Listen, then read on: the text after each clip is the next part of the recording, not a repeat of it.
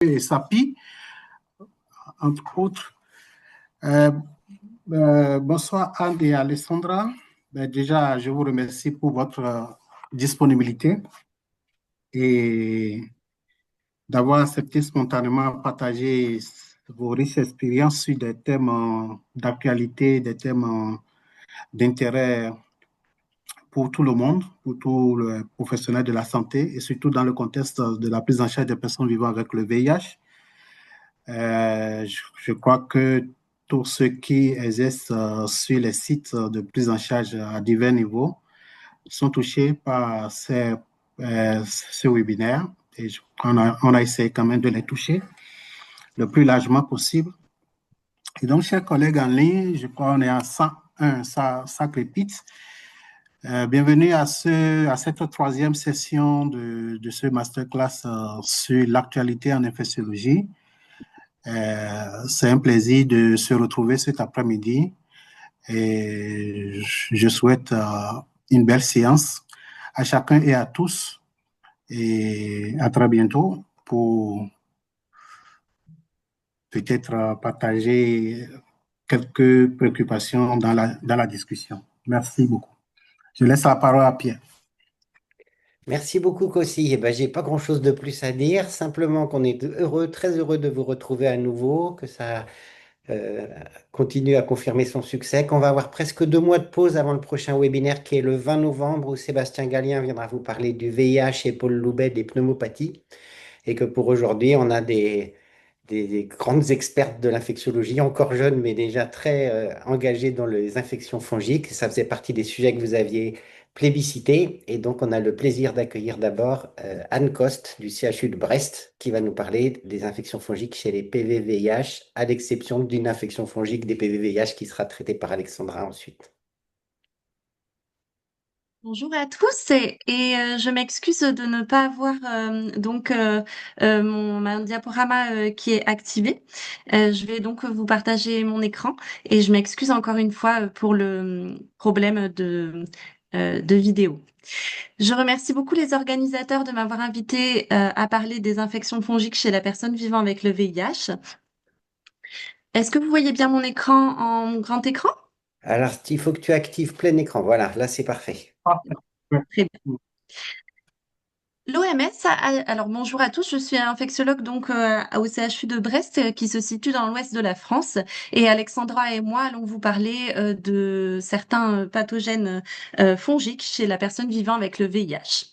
L'OMS a défini en 2022 plusieurs pathogènes fongiques prioritaires et 4 concernent particulièrement la personne vivant avec le VIH. C'est le cas de la cryptococcose, de la pneumocystose et de l'histoplasmose dont nous allons vous parler. L'OMS a déterminé qu'il y avait des efforts à faire sur la prophylaxie concernant la cryptococcose et la pneumocystose, mais également sur les méthodes diagnostiques et l'accès au traitement préférentiel concernant la cryptococcose. Comme vous le savez tous, Cryptococcus est une levure encapsulée, responsable notamment de la cryptococcose neuroméningée, qui se présente souvent avec une clinique frustre. Des formes disséminées sont possibles et fréquentes chez la personne vivant avec le VIH. La contamination se fait par source environnementale, il n'y a pas de contamination interhumaine et via le poumon, le pathogène diffuse au méninge et via le sang. En Afrique subsaharienne, on estime qu'environ 5 à 6 des personnes vivant avec le VIH et ayant des CD4 inférieurs à 200 par millimètre cube ont un antigène cryptocoque positif dans le sang. Le cryptocoque est donc responsable de 71 000 décès par an en Afrique subsaharienne, ce qui représente 19 des décès liés au VIH. Malheureusement, depuis 2014, le taux de décès est stable dans le temps. Nous disposons de plusieurs méthodes diagnostiques différentes pour le diagnostic de la cryptococcose, avec un examen direct concernant l'encre de Chine, la culture mycologique classique qui peut se faire sur tout type de prélèvement et l'arrivée des lateral flow essais qui permettent de détecter l'antigène cryptocoque dans le LCR et le sang. Cet antigène cryptocoque peut se faire grâce à un test qui prend 10 minutes, mais qui présente un certain coût. Les nouveautés concernant la prise en charge diagnostique de la cryptococose sont qu'il n'est possible maintenant de diagnostiquer une cryptococose neuroméningée euh, sans faire d'EPL si celle-ci n'est pas possible, puisqu'un antigène cryptocoque dans le sang en présence de symptômes neuroméningés suffit à retenir le diagnostic. Par contre, en cas d'antigène cryptocoque positif dans le sang, il faut tout de même essayer systématiquement de faire un bilan d'extension pour rechercher une cryptococose neuroméningée comportant donc une ponction lombaire, des examens sanguins, des examens pulmonaires et une imagerie cérébrale et thoracique. L'OMS nous met en garde sur les cas où l'encre de Chine serait négative sur le LCR malgré un antigène cryptococcique dans le sang positif. Il faut absolument avoir recours à l'antigène cryptocoque dans le LCR pour confirmer ou infirmer l'atteinte neuroméningée. Ces recommandations font suite à l'apparition de plusieurs études portant sur la sensibilité et la spécificité de l'antigène cryptocoque et du lateral flow essay. Dans cette méta-analyse ayant inclus 11 études et 3600 personnes vivant avec le VIH et présentant des symptômes neurologiques, chez qui le diagnostic de cryptococose neuroméningée était retenu chez 43% d'entre eux, on avait une sensibilité excellente de l'antigène cryptocoque dans le sang, tout comme dans le LCR avec une meilleure sensibilité dans le LCR. La spécificité est relativement bonne, mais il existe des cas d'antigène cryptocoque positif dans le sang isolé, sans atteinte neuroméningée. Je n'arrive plus à passer les diapositives. Le screening par antigène cryptocoque est recommandé chez toute personne vivant avec le VIH au moment du diagnostic ou à la reprise des antirétroviraux, chez ceux ayant des CD4 inférieurs à 100 par millimètre cube ou 200, selon les guidelines issus des mycologues. En effet, donc là, je vais vous parler aujourd'hui des guidelines de l'OMS ainsi que des guidelines des sociétés de mycologie parues l'année dernière. Les deux sont d'accord pour dire que si le screening est impossible en zone de forte endémie ou bien que le délai de rendu de l'antigène cryptocoque dans le sang est long, on peut faire un traitement et on doit faire un traitement préemptif par fluconazole chez les personnes vivant avec le VIH ayant moins de 100 CD4 ou 200 selon les mycologues. Alors pourquoi cette différence entre 100 et 200 CD4? Eh bien, parce que la prévalence de l'antigène cryptocoque positif dépend du taux de CD4. Elle est de 6,5% pour les personnes ayant des CD4 inférieurs à 100 et d'environ 2% chez ceux ayant des CD4 inférieurs à 200. Bien sûr, il existe une importante variabilité d'un pays à l'autre et il est intéressant de connaître son épidémiologie afin du coup d'adapter et de choisir le cut-off de CD4 qu'on décide de retenir.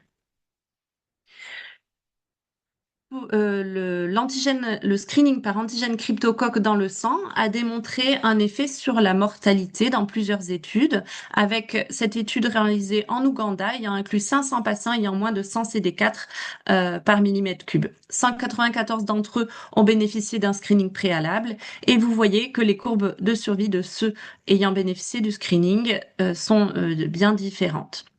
Par contre, cet effet n'était pas retrouvé en analyse multivariée, notamment par le fait que les patients ayant bénéficié d'un screening avaient moins de troubles de conscience à l'arrivée à l'hôpital et que le poids des troubles de conscience sur la mortalité est important.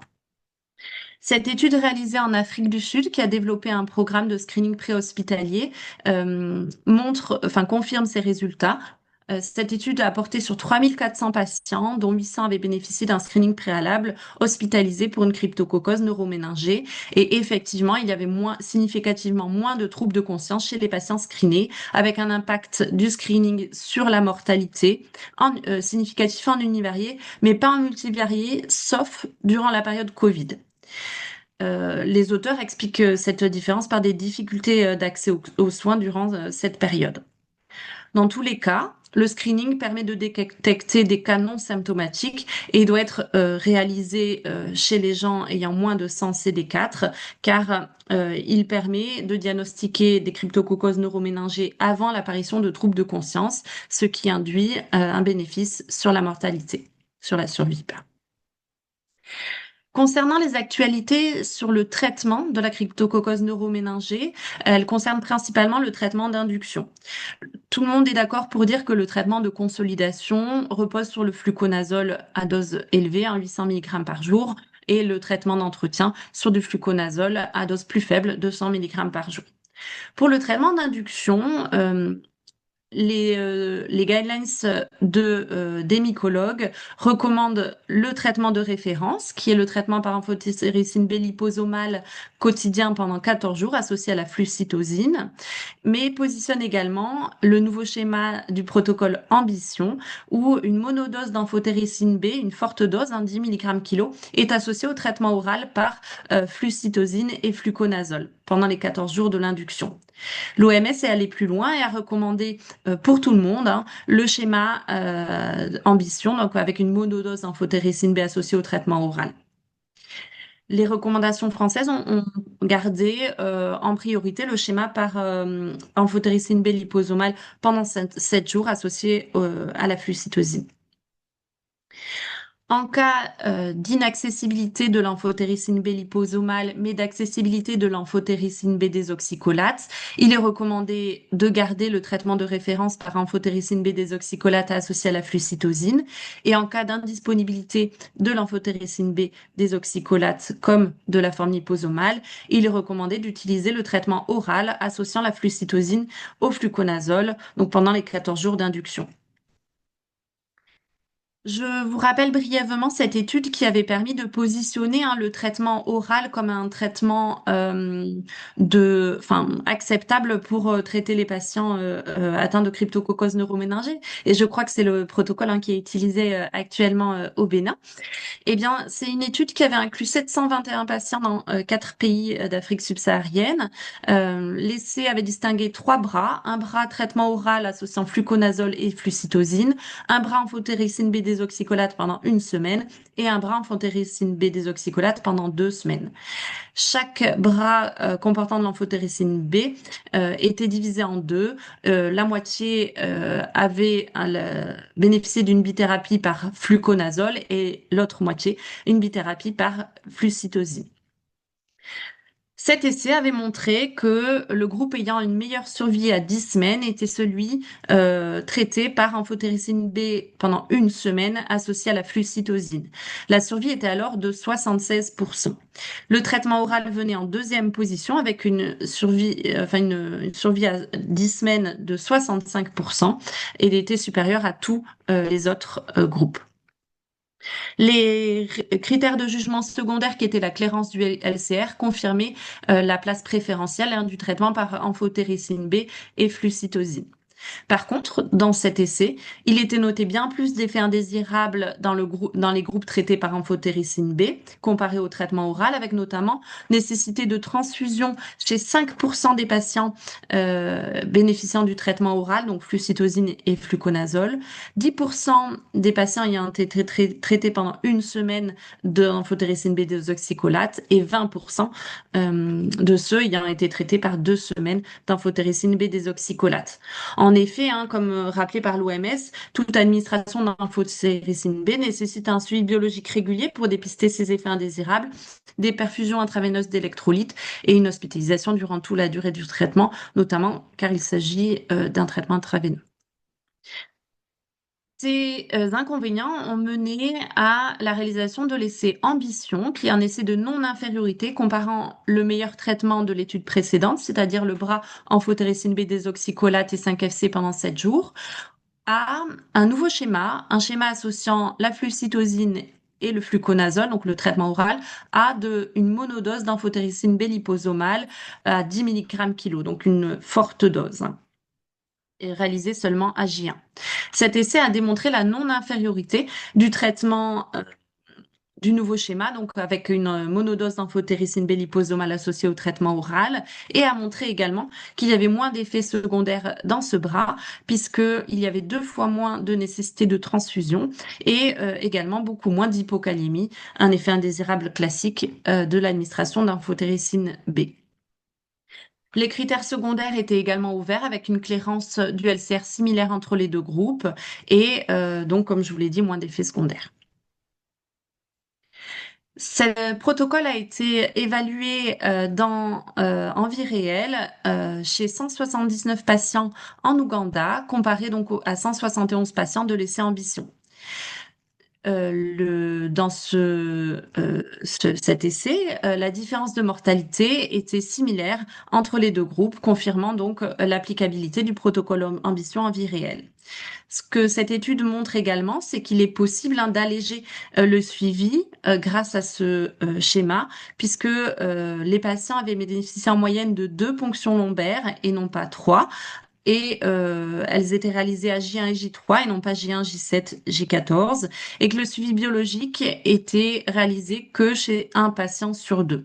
Évidemment, dans cette cohorte, les effets indésirables étaient bien moins fréquents, mais il est difficile de comparer ces chiffres puisque la plupart des effets indésirables sont biologiques, donc en faisant des prises de sang chez seulement la moitié des patients, on les détectait moins souvent. Le...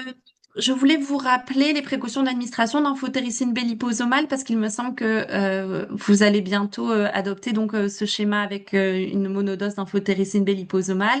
Eh bien, il faut respecter la dose test d'1 mg sur 20 à 30 minutes, accompagner la prescription de paracétamol 1 gramme, voire même d'administrer de la polaramine et l'hydrocortisone pour limiter les effets indésirables liés à la perfusion et perfuser donc la molécule lentement sur 2 heures minimum.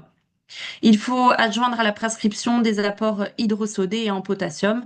Et l'OMS va conseiller également l'administration de magnésium. Je voulais également vous rappeler que la flucytosine devait s'adapter à la fonction rénale chez tout patient ayant une clairance inférieure à 40. Donc l'OMS atteste de l'allègement possible du suivi chez les patients traités par monodose d'amphotericine B liposomale versus amphotericine B désoxycholate pendant 7 jours, puisque le suivi biologique pourra être interrompu à J3 et que par contre il faut adjoindre à la prescription donc les supplémentations en potassium, magnésium et sel. Les recommandations des mycologues soulignent également la nécessité de réaliser une imagerie cérébrale pour vérifier de l'absence d'obstruction à l'écoulement du LCR.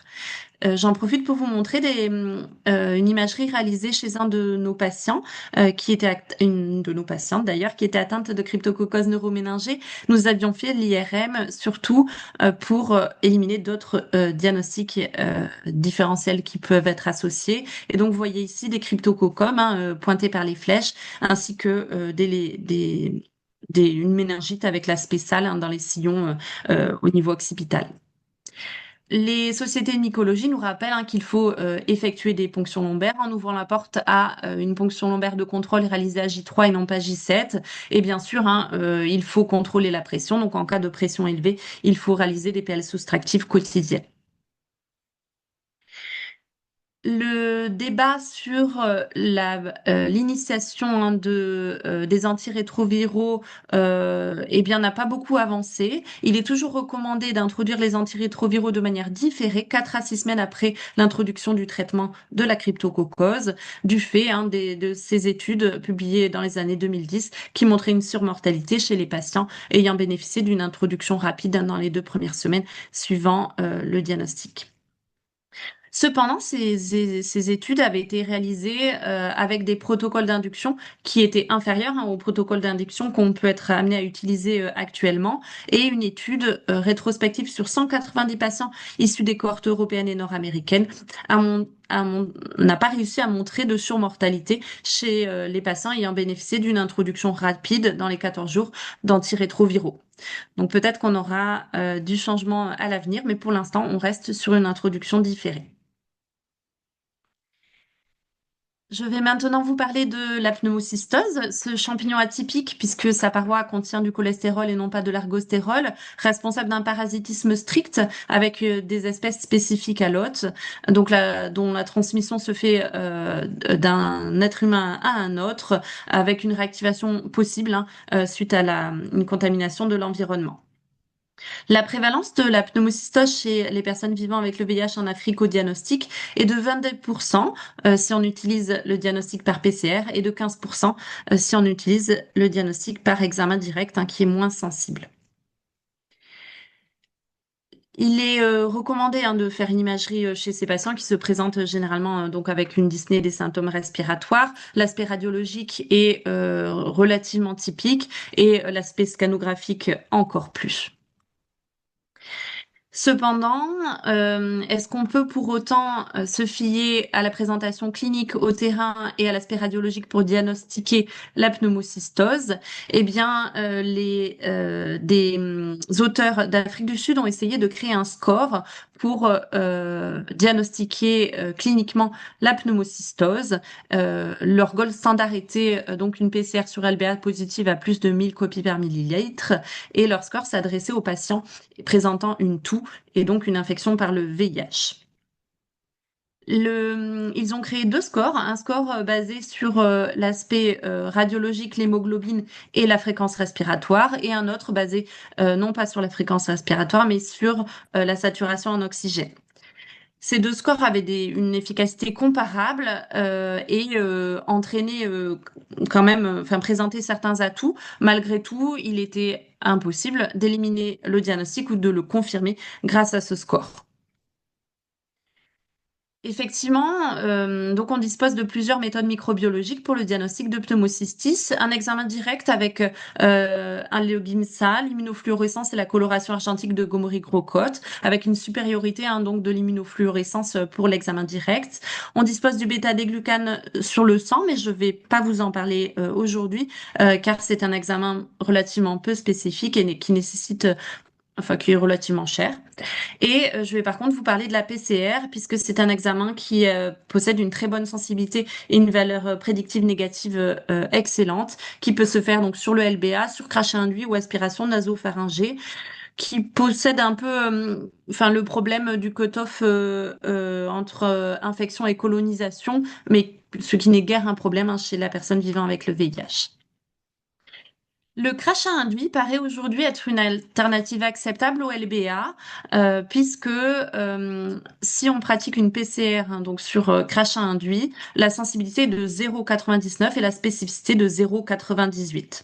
Par contre, si on ne dispose pas de la PCR, eh bien, la rentabilité du crachat induit est moindre, puisque la sensibilité par immunofluorescence est que de 74% et baisse à 50% en cas d'examen cytologique.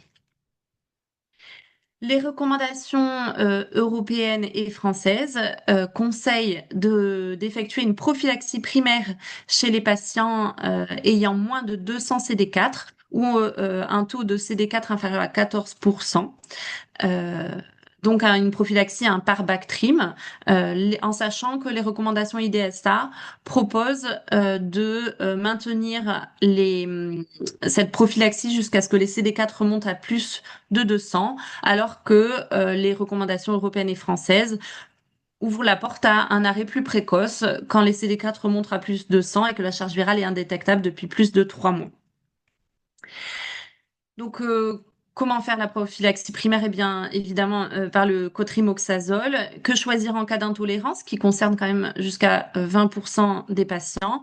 Eh bien, en cas de sérologie positive à la toxoplasmose, on peut utiliser la dapsone associée au pyrimétamine et à l'acide folique en prévention de la toxoplasmose, ou alors la tovacone en suspension, qui présente quand même un problème de coût. Donc, petite diapositive pour vous rappeler que le Bactrim, c'est tout de même le meilleur traitement prophylactique de la pneumocystose, même si c'est celui qui est le moins bien toléré. Quand faut-il arrêter cette prophylaxie? Eh bien, dans cette cohorte observationnelle sur 3200 participants de l'essai DART, réalisé en Ouganda et au Zimbabwe, il y avait un bénéfice sur la mortalité à la prophylaxie jusqu'à environ 72 semaines après l'introduction des antirétroviraux. En effet, le Bactrim était associé à une réduction de la mortalité toute cause, avec une réduction de la mortalité de 35% tout de même, mais aussi une réduction de la fréquence des crises palustres de 35% également, puisque le Bactrim a donc un effet relativement faible, mais tout de même significatif sur la prévention du paludisme. Dans cet essai randomisé réalisé au Malawi, chez des patients ayant des CD4 supérieurs à 250 par millimètre cube et une charge virale indétectable, les auteurs ont comparé l'arrêt de la prophylaxie avec la poursuite de la prophylaxie par Bactrim ou un switch par chloroquine. Les auteurs ont précisé que dans ce pays, la prévalence de Plasmodium falciparum est très élevée, puisque chez l'enfant, elle est de 26%. Et la question était, est-ce que du fait de cette fréquence du paludisme, il y a un intérêt à poursuivre au-delà de 200 CD4 la prophylaxie par Bactrim? Eh bien, cet essai n'a même pas montré de supériorité sur la mortalité ou l'avènement d'un un événement VIH stade 3-4 de la poursuite du cotrimoxazole.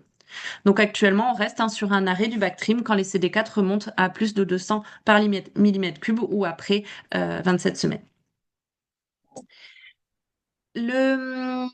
Concernant le traitement de la pneumocystose, en première intention, il reste basé sur le cotrimoxazole. Par contre, il faut y adjoindre de la prénisone en cas d'hypoxie associée et débuter précocement les antirétroviraux. En deuxième intention, en cas d'intolérance du Bactrim, eh bien malheureusement, on n'a pas de consensus entre les différentes sociétés savantes. L'IDSA, donc les Américains recommandent d'utiliser la primaquine et la clindamycine, mais il faut auparavant s'assurer de l'absence de déficit en G6PD. Et il faut également administrer la pentamidine. On peut également administrer la pentamidine par voie IV, mais il y a un gros problème de tolérance, ou alors la tovacone si il s'agit d'une forme légère à modérée. Chez nous, en général, quand il y a une intolérance au Bactrim, on a réussi à tenir quelques jours et la pneumocystose est devenue peu sévère, et donc on fait un relais par atovaquone, puisque la primaquine, on a des difficultés à l'obtenir dans un délai court. Concernant les candidoses oropharyngées, j'ai peu de nouveautés à discuter. Bon, vous savez que c'est une pathologie fréquente chez les personnes vivant avec le VIH et le traitement repose sur le fluconazole qui administre à plus forte dose en cas de candidose œsophagienne qu'en cas de candidose oropharyngée et pour une durée plus longue, 14 jours versus 7 jours. Ce dont je peux éventuellement vous parler, c'est de l'avènement des résistances avec le positionnement par les sociétés savantes de plusieurs molécules en alternative au fluconazole en cas d'échec ou de résistance, mais qui doit être guidé par la réalisation d'un antifongigramme. Et donc, on peut alors utiliser en cas de sensibilité le posaconazole, le voriconazole, l'isavuconazole ou les échinocandines, notamment la caspofungine. Chez les personnes vivant avec le VIH, le problème des espèces moins sensibles au fluconazole que Candida albicans est un vrai problème, puisque on a environ, dans cette étude prospective menée chez 600 patients au Tchad, environ la moitié des patients sous antirétroviraux qui possèdent une colonisation à espèces autres que Candida albicans. On voit par contre dans cette étude que la colonisation comme les infections à candida sont fréquentes donc à l'initiation du traitement antirétroviral, mais leur fréquence diminue très nettement après introduction des antirétroviraux donc j'insiste sur ce point-là. Le traitement des candidoses passe par l'introduction rapide et l'observance des antirétroviraux. Concernant les résistances, chez cette étude prospective menée chez 700 patients au Nigeria, donc chez des patients VIH et non VIH, il y avait évidemment plus de culture positive à Candida chez les personnes vivant avec le VIH. Il était montré que Candida albicans restait prévalent, mais chez 24% des candidats albicans, il existait une résistance au fluconazole et en cas de colonisation à une autre espèce, il y avait 50% de résistance au fluconazole. La résistance au fluconazole peut être suspectée donc devant un échec clinique et est associée à l'usage passé de fluconazole, une histoire de candidose oropharyngée répétée et une candidose liée à une espèce non albicans. Donc, les take-home messages, c'est pour la cryptococose, le traitement d'induction par amphotéricine B liposomale monodose associé au traitement oral par fluconazole et flucytosine est, euh, est excellent. Il est recommandé en première ligne hein, par l'OMS. L'efficacité est similaire au traitement de référence et la tolérance est meilleure. Ce traitement permet également un suivi allégé par rapport aux autres schémas comportant de l'amphotéricine B. Il faut screener les personnes vivant avec le VIH et ayant des CD4 inférieurs à 100, voire 200. Hein, je conseillerais hein, devant la forte prévalence hein, de la cryptococose en Afrique subsaharienne de garder, enfin bon, selon les moyens du bord, hein, de faire ce screening au moins hein, chez les patients ayant moins de 100 CD4 et voire éventuellement chez les patients ayant moins de 200 CD4. Pour la pneumocystose, eh bien, l'accessibilité aux méthodes diagnostiques est un vrai enjeu puisque la PCR est un excellent outil diagnostique et peut se réaliser sur tout type de prélèvement euh, pulmonaire. Il faut effectuer une prophylaxie par cotrimoxazole chez toutes les personnes vivant avec le VIH et ayant moins de 200 CD4 par millimètre cube et l'arrêter, je pense, hein, quand il remonte à plus de 200 CD4 par millimètre cube même si peut-être hein, chez certains patients ayant plus de 100 CD4 et une charge virale négative depuis plusieurs mois, il est possible d'arrêter plus tôt. Pour les candidoses, il existe un réel intérêt à la réalisation d'un antifongigramme en cas d'échec de traitement par fluconazole, mais dans tous les cas, la pierre angulaire du traitement de toutes ces infections, c'est les antirétroviraux, avec cependant donc une introduction différée en cas de cryptococcose neuroméningée. Je vous remercie pour votre attention. Voilà. Eh ben, merci beaucoup, Anne. C'était très complet, très didactique et en plus, tu as réussi à trouver du temps pour les questions, ce qui tombe bien parce qu'il y a eu beaucoup de monde de connecté, donc beaucoup de questions. On est 280 participants là, donc enfin 280 connexions, peut-être beaucoup plus de participants, sachant qu'il y a des gens qui se connectent en groupe, donc bravo. Je peux prendre les questions si tu veux.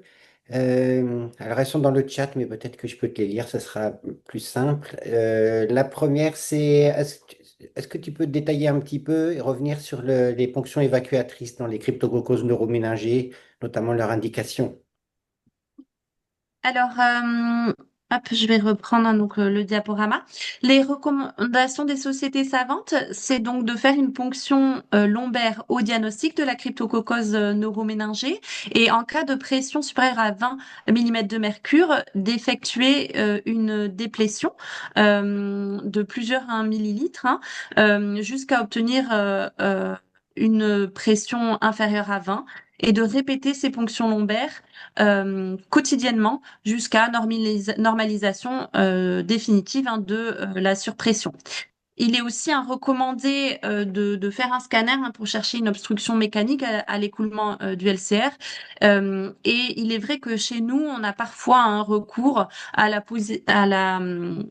enfin, aux dérivations ventriculo-externes, donc qui permettent hein, de faire des ponctions lombaires donc soustractives plus facilement, mais qui sont posées par les neurochirurgiens et qui peuvent poser évidemment d'autres problèmes.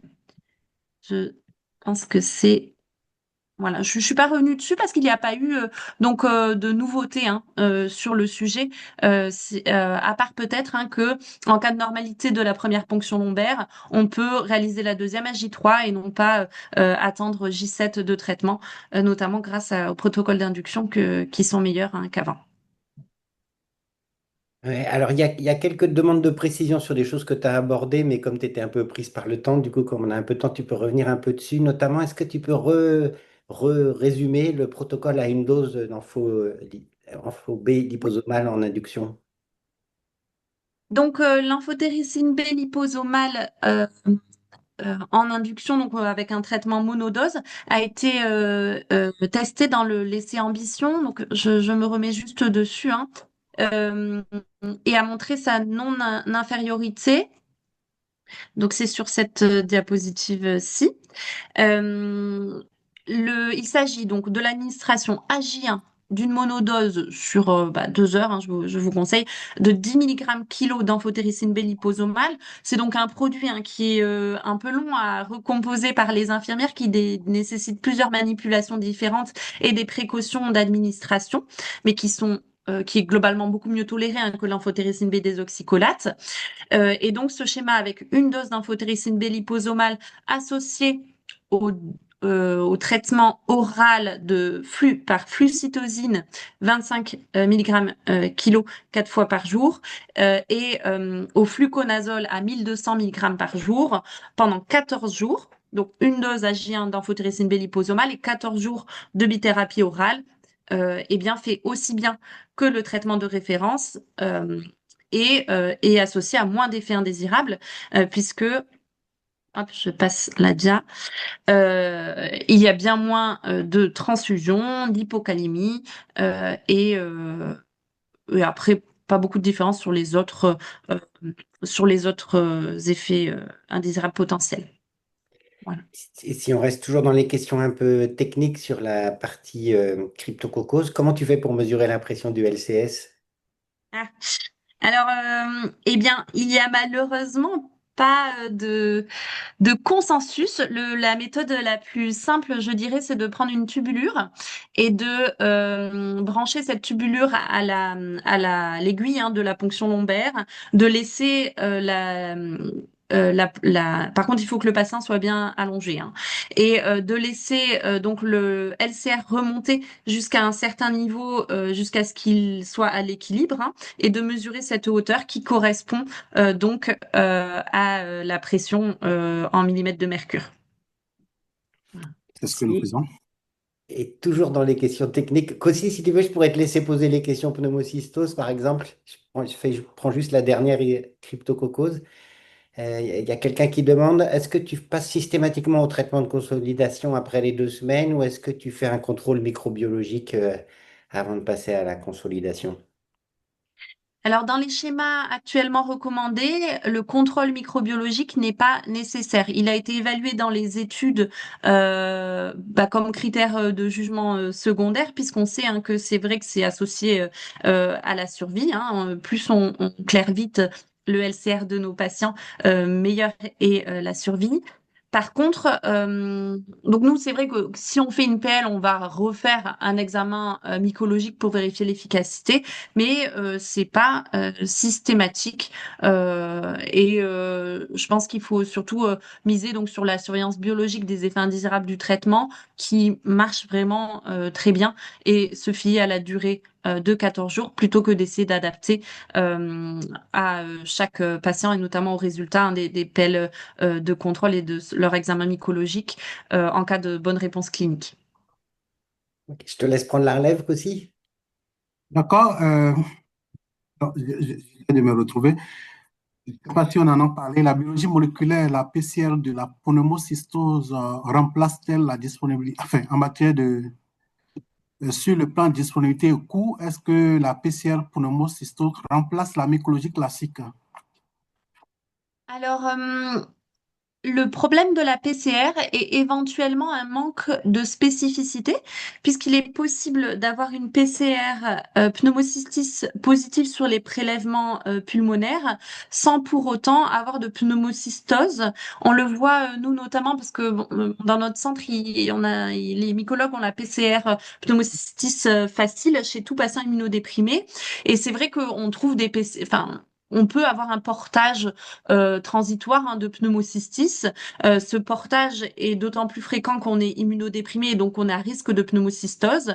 Et il n'y a pas de consensus sur le cut-off à retenir de nombre de cycles pour définir une PCR positive ou négative. On retient généralement dans la littérature sur le LBA une positivité à plus de 1000 cycles. Le, euh, c'est pour ça qu'on associe encore la PCR à l'examen direct, mais je dois dire que de mon expérience, on trouve beaucoup moins de pneumocystose grâce à l'examen direct, y compris en pratiquant une méthode d'immunofluorescence, que grâce à la PCR. Maintenant, si on a une immunofluorescence positive, on est sûr de notre diagnostic, alors qu'il faut relativement interpréter une PCR positive. Ceci dit, si on est devant un patient VIH très immunodéprimé avec des CD4 bas qui se présente avec une toux, une dyspnée et une radiographie montrant des lésions envers des polyps bilatérales et qu'on a une PCR positive, on peut retenir le diagnostic de manière certaine et il n'y a pas ce problème de manque de spécificité. Parfait. Alors, je ne sais pas si cette question a été répondue. Le passage de la dose du traitement inductif à la dose de consolidation est-elle systématique? Est-il systématique? Ou Euh, est-ce qu'on peut être amené à arrêter le traitement après la dose de traitement inductif? Par exemple, si on a une bonne évolution, par exemple. Alors non, il faut absolument faire ensuite le traitement de consolidation et le traitement d'entretien. Si on ne met pas de fluconazole à la suite du traitement d'induction, il y aura des rechutes. On n'aura pas encore réussi à restaurer l'immunité de notre patient puisque on n'aura même pas encore introduit les antirétroviraux puisqu'on est censé attendre 4 à 6 semaines avant de les introduire. Donc dans la cryptococose, il faut vraiment respecter l'étape de consolidation par fluconazole à 800 mg par jour pendant 8 semaines et ensuite passer au traitement d'entretien dont la durée là effectivement peut être discutée mais on doit attendre à la restauration immunitaire de notre patient ou alors traiter pendant 1 an avec du fluconazole à 200 mg par jour pour prévenir les rechutes. Alors, quelle est la place de la corticothérapie dans la prise en charge de la pneumocystose chez les personnes Et Eh vivant bien, avec le virus? l'ajout de corticoïdes à dose décroissante 1 sur 20 jours dans la pneumocystose pulmonaire et uniquement chez les patients oxygéno-requérants ou ayant une PaO2 inférieure à 70 mm de mercure a montré un bénéfice sur la mortalité. C'est un bénéfice franc et net, hein. Donc le schéma, il associe, j'ai mis une dia là-dessus, hein. Euh, il associe de la prédnisone 40 mg matin et soir pendant 5 jours, puis 40 mg par jour pendant, maintenant ça a sauté, Dans pendant un jour encore? 10 jours, enfin 5 jours, et puis après encore pendant les 5 derniers jours, 20 mg par jour. Est-ce que ce protocole s'applique au terrain immunodéprimé hors VIH? Alors, c'est un éternel débat. Il y a eu l'apparition récente d'une étude qui montrait que chez les personnes non VIH atteintes de pneumocystose, hein, mais atteintes d'une autre forme d'immunodépression, par conséquent, il n'y avait pas de bénéfice à l'introduction de la prénisone. Il n'y avait pas non plus plus de complications. Euh, donc, bon, voilà. En théorie, on devrait probablement pas le faire, mais j'avoue qu'en pratique clinique, on se laisse encore de temps en temps, hein, chez les patients les plus graves, intubés, ventilés en réanimation, à mettre la prénisone. À tort ou à raison, voilà. Ce dernier article a l'air plutôt de dire qu'il ne faut pas le faire. Enfin, que ce n'est pas nécessaire. D'accord. Alors, comment diagnostiquer et traiter les candidémies nosocomiales en soins intensifs?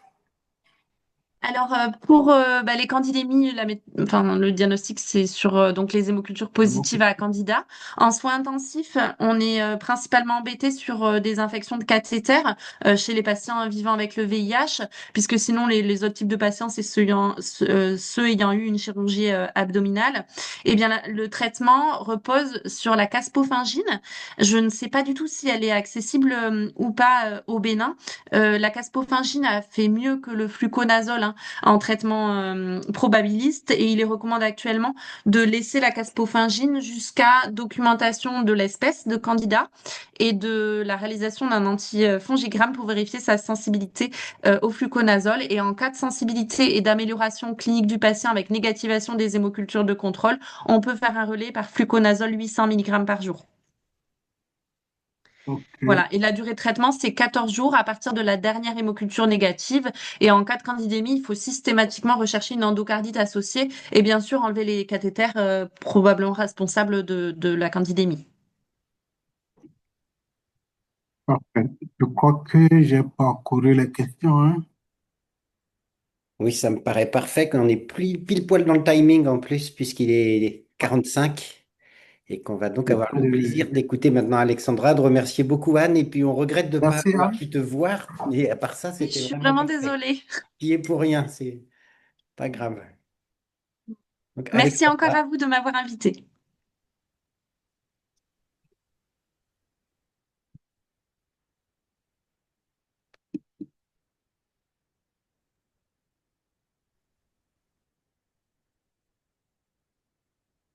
Bonjour, vous m'entendez? Oui, très bien. Oui, parfaitement. Ok, bon ben super, merci beaucoup. Je vais partager mon diaporama. Vous le voyez? Pas encore. Oui, on la voit maintenant. Ok.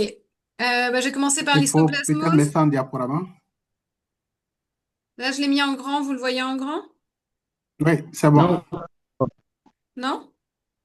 Oui, moi je vois, c'est parfait, hein? oui, c'est C'est un bon. Ok. Oui.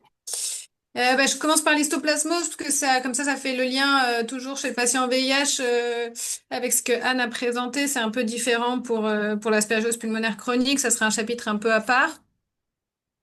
Donc merci beaucoup de m'avoir proposé de faire ce topo. Moi je m'appelle Alexandra Serris et je suis médecin dans le service de maladies infectieuses et tropicales de l'hôpital Necker à Paris. Et donc je commence à vous parler de d'histoplasmose en commençant par une patiente alors que j'avais vue quand j'étais chef de clinique dans un autre hôpital parisien. Mais donc c'est une patiente de 40 ans qui est née en Colombie, qui vivait en France depuis 3 ans, et puis qui avait consulté pour une altération d'état général avec une fièvre, une perte de 10 kilos, une asthénie depuis 1 an, et puis depuis 3 mois, l'apparition d'une toux avec une expectoration. À l'arrivée aux urgences, elle était fébrile, elle était dyspnique et oxygéno-requérante. On avait dû lui mettre 3 litres d'oxygène, elle était hypotendue. Au scanner, on voyait ces images de plage en verre dépoli avec quelques infiltrats nodulaires. Il y avait des ganglions sus et sous-diaphragmatiques. Puis elle avait des troubles du comportement. Alors elle a eu une IRM qui montrait, je ne sais pas si vous voyez là ces petits micros abcès un peu partout ici, là, ici aussi, etc. Et puis on lui avait fait un TROT VIH qui avait révélé une positivité et puis qui avait été confirmé par la sérologie. Et puis le bilan biologique montrait une insuffisance rénale aiguë et un syndrome d'activation macrophagique avec une pancytopénie, une ferritine à 60 000 une hypertriglycéridémie. La patiente était transférée en réanimation et à ce moment-là, les hématobiologistes nous appelaient parce qu'ils avaient fait un frottis devant la pancytopénie et ils voyaient ces éléments que vous voyez là au bout de la flèche dans les polynucléaires. Et ça, c'est des pseudo-levures, quoi. Et donc, c'était un diagnostic d'histoplasmose. En fait, cette patiente, elle n'est pas qu'une histoplasmose, et ça, c'était un message par rapport à tout ce qu'on a dit sur les infections fongiques avant, c'est que c'est des patients qui sont très immunodéprimés, et donc ils ont souvent plusieurs infections en même temps. Et donc là, cette patiente, elle était arrivée avec 10 CD4 et une charge virale à 6 log.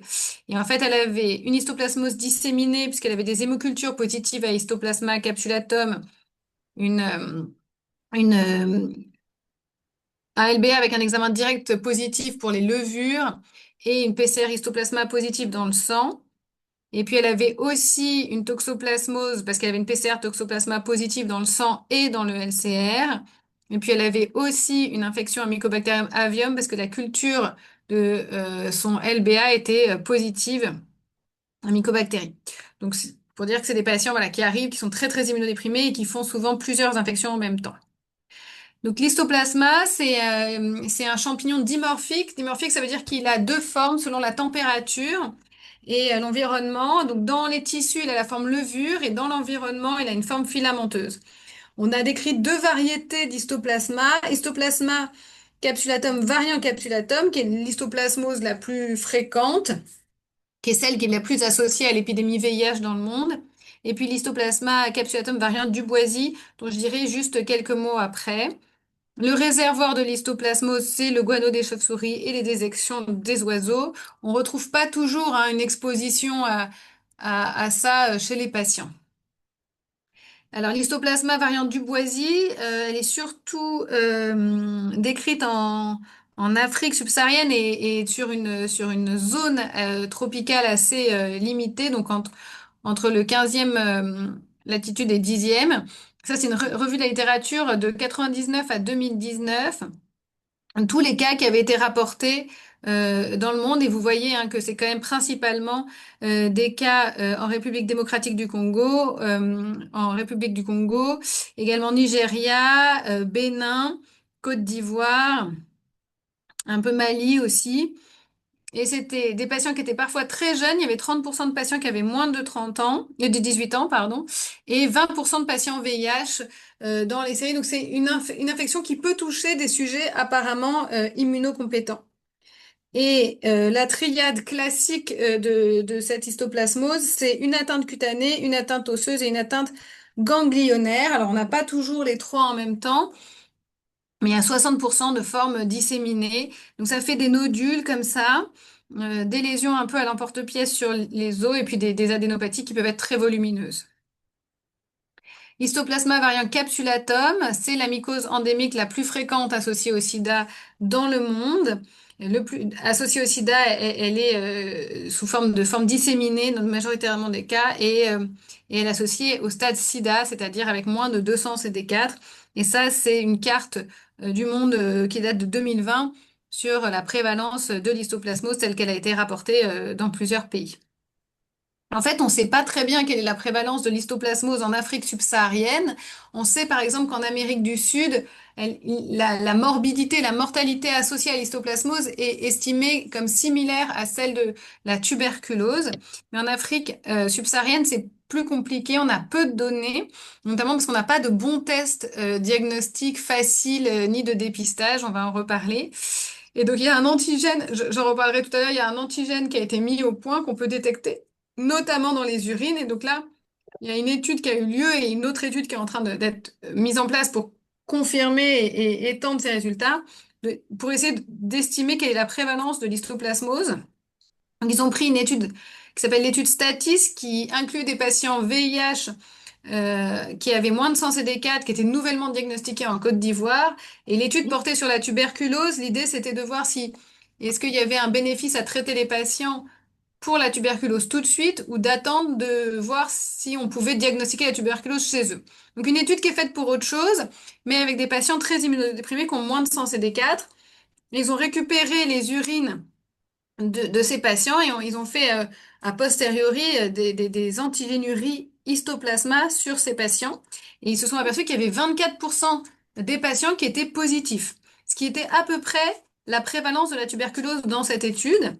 La présentation clinique, elle est variable. Et après, c'est un peu difficile de savoir, est-ce que la présence de cet antigène est vraiment le témoin d'une maladie active ou pas?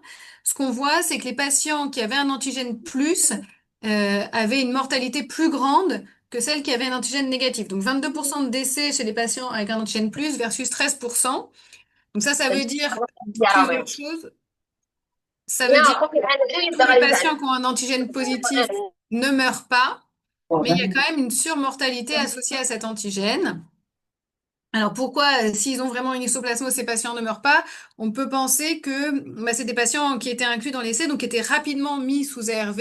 Et donc la restauration rapide de l'immunité par la mise en place d'un traitement contre le VIH a pu peut-être permettre de guérir un certain nombre de ces formes d'histoplasmose qui n'étaient peut-être pas très symptomatiques. Donc, c'est un peu difficile, c'est pas aussi simple qu'avec l'antigène crypto, mais on peut quand même probablement utiliser cet antigène urinaire pour étudier l'histoplasmose, essayer de savoir la dépister et connaître sa véritable prévalence. Donc, la physiopathologie de la maladie, c'est une inhalation.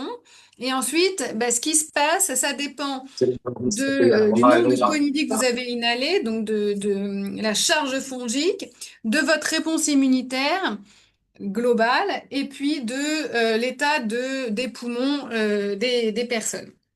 Voilà. Et ensuite, donc, on inhale. C'est un champignon qui rentre dans les macrophages et les PNN. Et puis ensuite, il peut, via ces cellules, disséminer dans tout le corps. Donc d'abord, il y a plusieurs tableaux associés à l'histoplasmose. Le plus fréquent, c'est l'histoplasmose pulmonaire aiguë.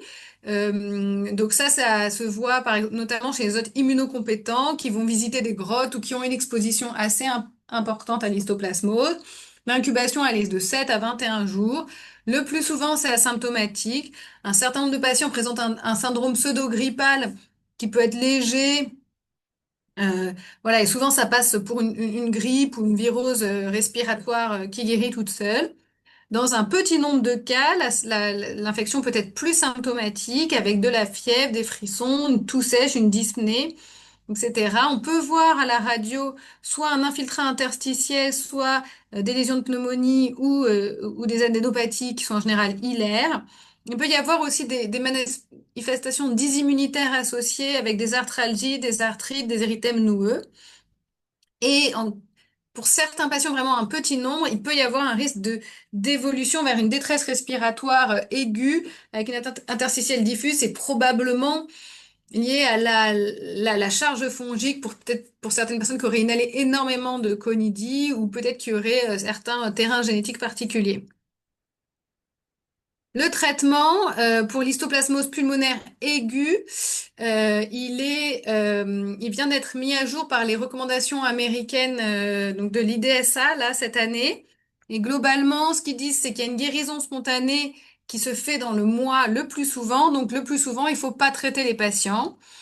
Et on peut traiter les patients si le patient est symptomatique pendant plus de 4 semaines ou s'il s'aggrave sur le plan clinique ou radiologique, ou si c'est un patient qui est à risque de développer une forme grave ou disséminée.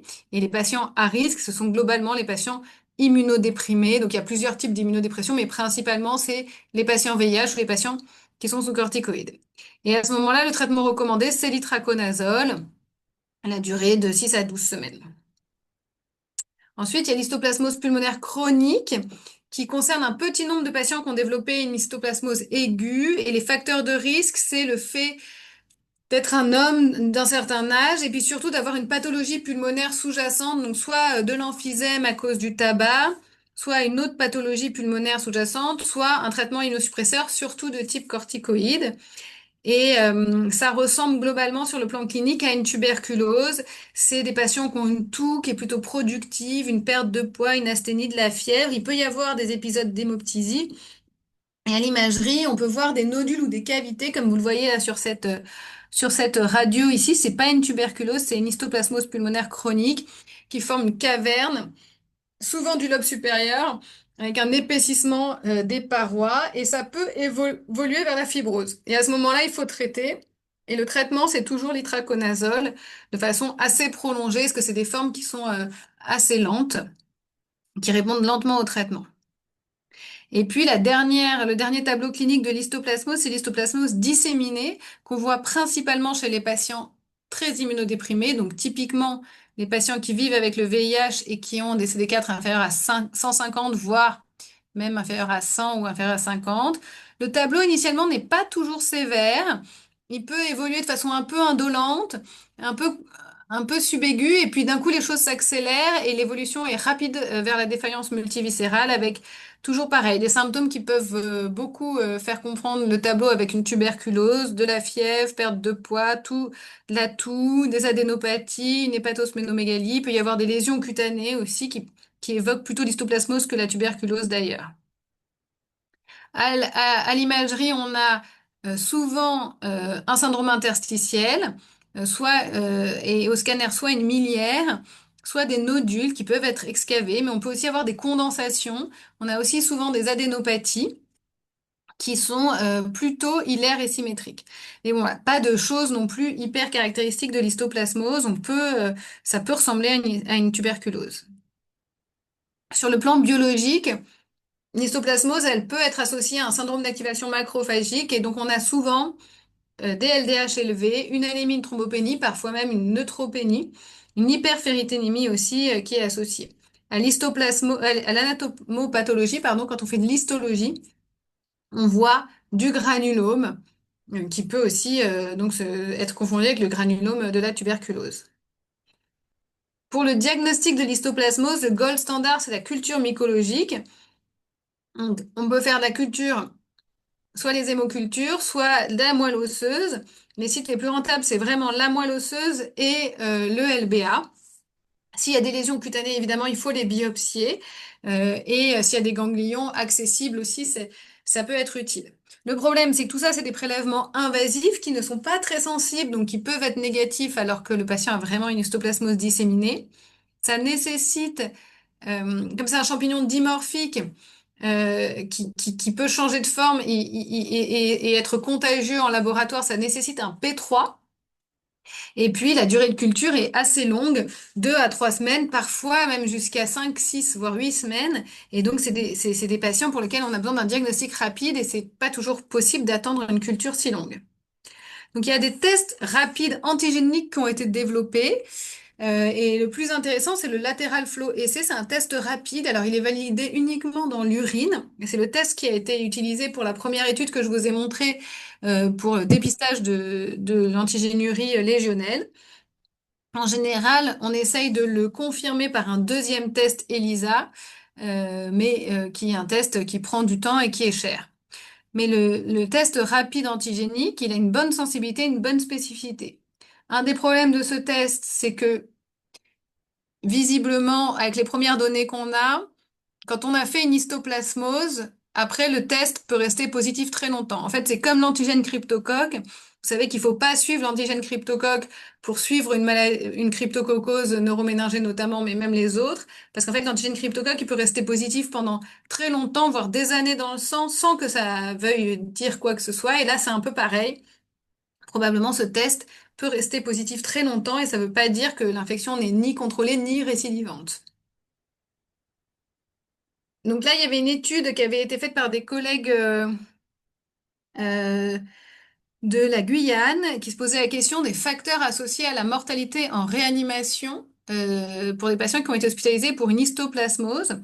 Vous voyez, la pathologie sous-jacente, donc c'était un Cayenne, il y avait majoritairement des patients vivant avec le VIH, tous avec des CD4 inférieurs à 100, et puis les autres, c'était des patients très immunodéprimés avec une hémopathie maligne, une transplantation d'organes solides. Mais il y avait quand même 15% de patients qui n'avaient pas de facteurs de risque. Souvent, ils étaient diabétiques, mais des patients qui étaient a priori immunocompétents. Alors peut-être que ces patients-là, c'est pas tout à fait la même physiopathologie que les autres. Ce qui était intéressant, c'est que la durée médiane des symptômes avant l'arrivée en réanimation était de 23 jours. Donc c'est pas un tableau hyper brutal, avec pratiquement tous les patients avec des symptômes respiratoires, un peu plus de la moitié des patients avec des symptômes digestifs, et puis 40% des symptômes neurologiques aussi. Donc, avant l'arrivée en réanimation, c'est pas un tableau très brutal. C'est une évolution plutôt subaiguë. Par contre, une fois que le patient s'aggrave et qu'il arrive en réanimation, là, c'était très grave. Dans les 24 heures suivant l'admission en réanimation, pardon, 85% des patients étaient en détresse respiratoire aiguë, avec presque 80% des patients en état de choc, 80% des patients qui étaient intubés, la moitié qui avait besoin d'une épuration extra-rénale, 30% qui étaient dans le coma et un syndrome d'activation macrophagique presque dans la moitié des cas. Donc quelque chose qui s'aggrave brutalement et qui met les patients en défaillance multiviscérale. Le scanner, bon, bah, c'était les scanners qu'on connaissait, miliaire, macronodule, adénopathie. Le traitement, il avait été le plus souvent initié par ambisome.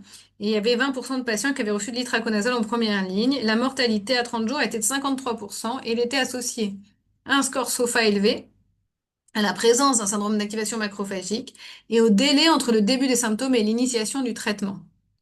Et donc, globalement, ce que retenait cette équipe, c'était que le tableau clinique était non spécifique, c'était globalement un tableau de défaillance multiviscérale chez un patient immunodéprimé, notamment un patient VIH, qu'il fallait y penser s'il y avait une miliaire et un syndrome d'activation évoqué l'histoplasmose, que le LB et la ponction médulaire étaient les examens les plus rentables, et que peut-être chez ces patients, il faut peut-être discuter de mettre un traitement antifongique probabiliste avant les résultats mycologiques, parce que vraiment, le délai entre le début des symptômes et le début du traitement était un facteur pronostic majeur, que le diagnostic est difficile à faire, et donc peut-être que dès qu'on a fait tous les prélèvements, il faut commencer le traitement par ambisome sans attendre la confirmation si le patient est grave, quitte à l'arrêter un peu plus tard si finalement les résultats sont négatifs.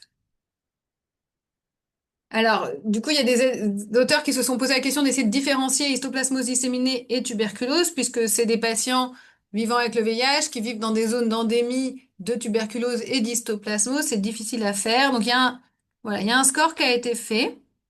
C'est intéressant, alors je vous l'ai mis là, le score. Globalement, l'intérêt, c'est que c'est un score qui est pas trop difficile à faire, qui prend en compte le performance status, la présentation pulmonaire ou pas, le fait d'avoir des adénopathies de plus de 2 cm, de savoir le taux de CD4, les azates, les PNN, les plaquettes. Donc quelque chose assez facile à faire.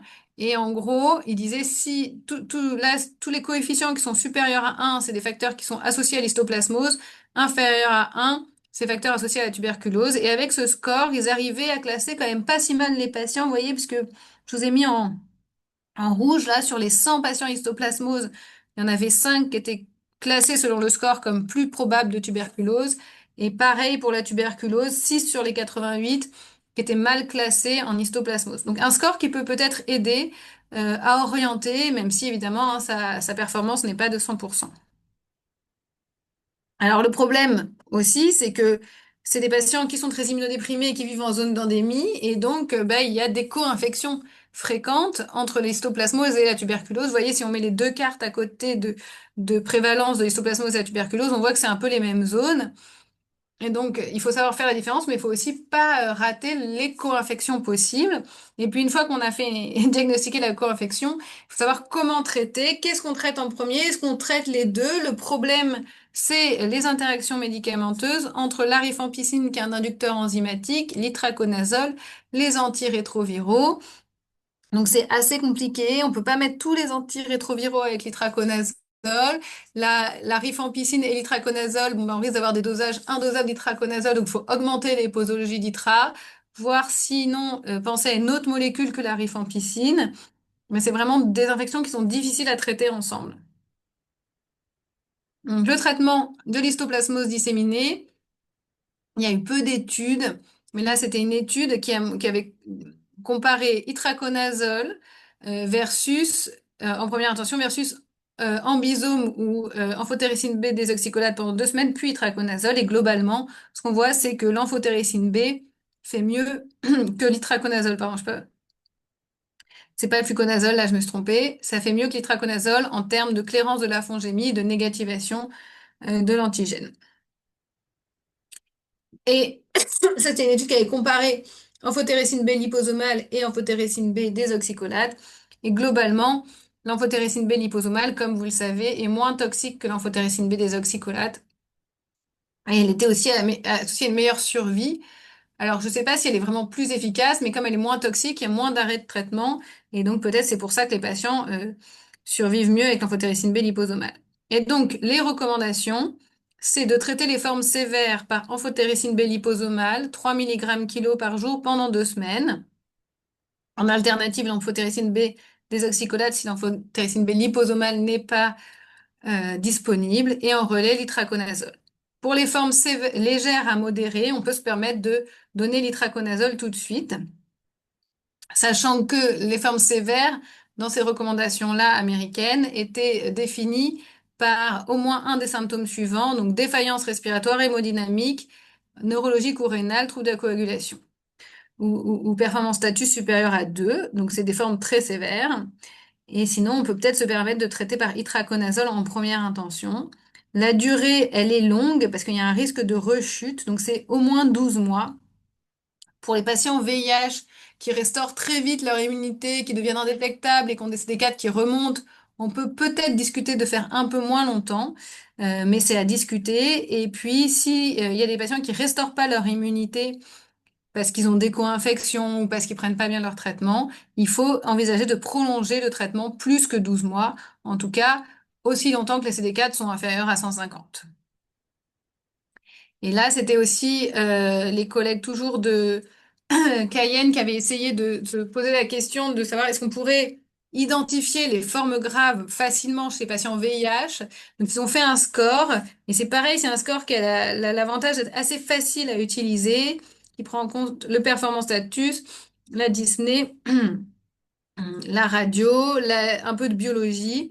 Et en gros, ce qu'ils trouvaient, c'est que si on a un score inférieur à 5 au diagnostic, à ce moment-là, la mortalité prévisible sous traitement est inférieure à 5% à J30.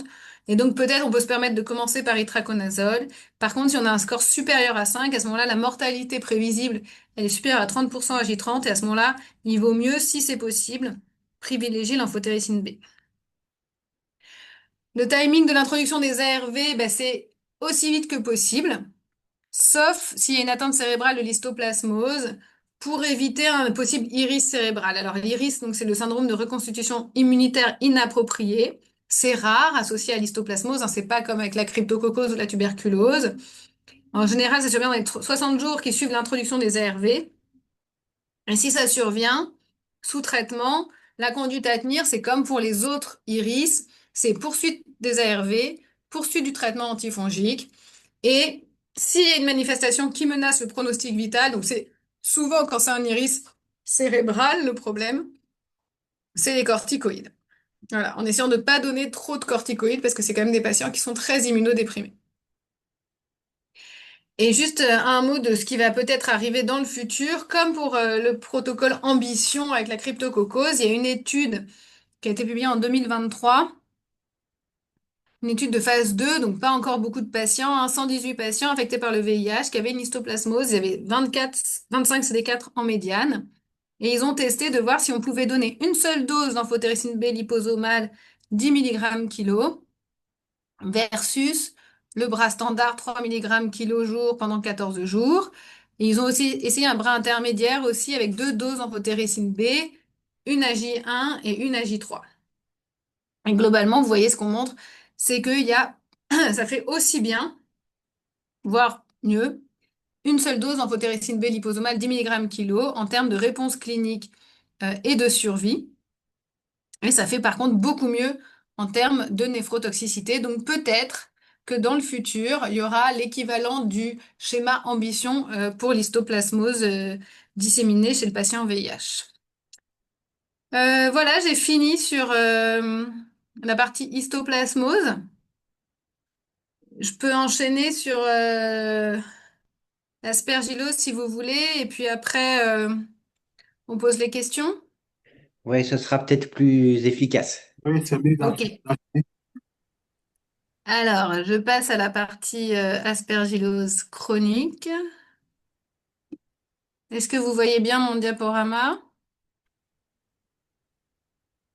Oui. Ok. Bon.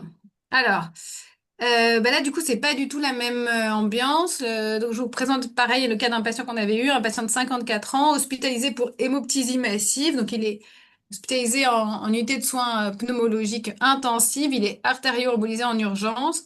C'est un patient qui a pas mal fumé. Il a 50 paquets années. Il n'a pas d'autres antécédents. Et sur la radio, on voit ça. Donc, une énorme caverne. Donc, on appelle l'infectiologue pour suspicion de tuberculose. On lui fait un scanner et donc vous voyez, il y a cette grosse caverne à parois épaissies là, comme ça. Et puis il y a d'autres lésions aussi un peu plus nodulaires, excavées aussi dans l'autre lobe. Et puis à part ça, il a un parenchyme très abîmé. Et donc en fait, ce patient lui fait un LBA et la culture du LBA est positive à Mycobacterium xenopie. Et la culture mycologique est positive à Aspergillus fumigatus. Il a une sérologie aspergillère positive et du coup, c'est une co-infection Mycobacterium xenopie et Aspergillus. Voilà, donc la question se pose de savoir comment traiter. Est-ce qu'on traite les deux pathogènes ensemble? Comment on gère les interactions médicamenteuses? Est-ce qu'on se traite de façon séquentielle ou pas? Donc là, on va un peu parler d'aspergillose pulmonaire chronique. Donc la physiopathologie, c'est que l'aspergillus, c'est un champignon ubiquitaire qui se trouve dans le sol, les poussières un peu partout. On en respire tous les jours un peu. Et puis là, ce qui se passe, ça va dépendre de notre système immunitaire et de l'état de nos poumons. Donc, les conidies, elles peuvent se déposer dans les sinus et les poumons. Et puis, si on est immunocompétent avec un bon parenchyme pulmonaire, on élimine les conidies et il se passe rien. Si on a un profil plutôt allergique, asthmatique, etc., on peut faire une réaction allergique. Et ça, c'est une maladie de pneumologue qu'on voit et c'est l'ABPA.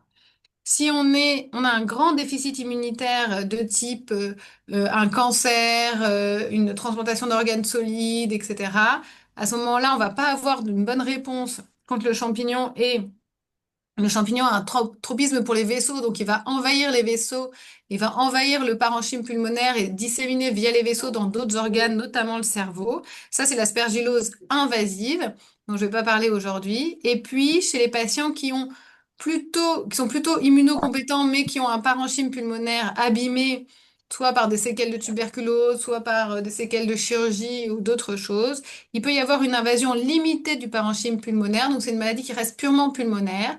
Et ça s'appelle l'aspergillose pulmonaire chronique. Et donc, c'est un continuum entre euh, les différentes formes, en fait. Et on peut avoir, quand on a une réponse immunitaire un peu abîmée, soit localement, soit de façon systémique, on peut avoir une colonisation qui devient un aspergillome, qui peut s'associer à une aspergillose pulmonaire chronique. Et puis, si vraiment on est très immunodéprimé, à ce moment-là, l'aspergillose peut devenir invasive. La définition de l'aspergillose pulmonaire chronique, elle a été alors, il y a plusieurs définitions. Il y a une classification qui a été proposée en 2016. L'idée, c'est qu'il y a un défaut de clairance mucociliaire et un déficit immunitaire local, plus ou moins une immunodépression modérée, par exemple une dénutrition, un diabète, ce qui fait que les spores qu'on a inhalés persistent, colonisent les voies respiratoires et envahissent localement les bronches et le parenchyme pulmonaire. Et ça fait plusieurs formes. Il y a plusieurs formes d'aspergillose pulmonaire chronique. Et donc, il y a une classification qui a été proposée en 2016 qui est un peu compliquée. Et comme vous voyez là, en plus, les formes peuvent se chevaucher et elles sont pas bien définies radiologiquement. En plus, on peut passer d'une forme à l'autre, donc c'est une classification un peu compliquée. Donc, moi, je pense qu'on peut simplifier les choses et parler d'un côté de l'aspergillome simple ou du nodule, qui n'est pas un nodule d'aspergillose invasive, hein, ou de l'aspergillose pulmonaire chronique sur des cavités. Et là, on peut distinguer s'il y avait une cavité préexistante, ça s'appelle l'aspergillose pulmonaire chronique cavitaire, qui peut évoluer vers la fibrose ou pas. Et puis, s'il n'y a pas de cavité, l'aspergillus peut créer sa cavité lui-même. Et donc ça a plusieurs noms dans la littérature. Alors en plus, c'est pas facile de s'y retrouver. Mais c'est ça qu'on appelle l'aspergillose pulmonaire chronique nécrosante ou semi-invasive ou invasive subaiguë. Donc, les facteurs de risque qu'on retrouve dans la littérature, souvent dans la littérature, c'est toutes les formes d'aspergillose pulmonaire confondues, donc c'est un peu difficile de s'y retrouver, mais globalement, c'est des séquelles, des cavités séquellaires ou des défauts de réponse immunitaire locale. Donc, les patients qui ont une tuberculose avec une caverne séquellaire ou des mycobactéries non tuberculeuses, des dilatations des bronches, des patients BPCO, des patients qui ont eu des cancers avec des séquelles de chirurgie, etc. Voilà. Il y a quelques patients quand même qui développent des aspergilloses pulmonaires chroniques sans facteur de risque. L'aspergillome. Donc l'aspergillome, c'est la forme la plus simple. C'est une prolifération de spores aspergillaires qui sont organisées dans une boule, une balle fongique dans une cavité préexistante. Donc c'est les imageries que vous voyez là. En général, c'est complètement asymptomatique.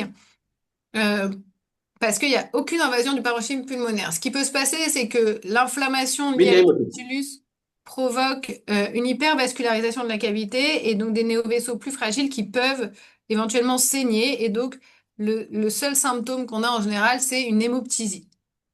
On diagnostique ça, alors normalement, plutôt au scanner. On voit une cavité unique avec une paroi fine et à l'intérieur une boule fongique. Et il n'y a vraiment pas d'envahissement du parenchyme autour. Pour confirmer le diagnostic, on peut faire une sérologie aspergulaire et le scanner plus la sérologie suffit à retenir le diagnostic. Le traitement, il est purement chirurgical. Il faut enlever la partie du poumon affectée. Si on ne peut pas opérer et que le patient fait des hémoptysies, on peut faire des artérioembolisations pour éviter la récidive de l'hémoptysie. On peut avoir exactement la même chose dans le sinus, puisque quand on respire, les conidies, elles peuvent se déposer dans le sinus. Donc là, vous voyez un scanner avec euh, un corps étranger et souvent ça colonise les corps étrangers. Donc, par exemple, un amalgame dentaire. Et donc, c'est très fréquent. Ça se voit chez les patients immunocompétents.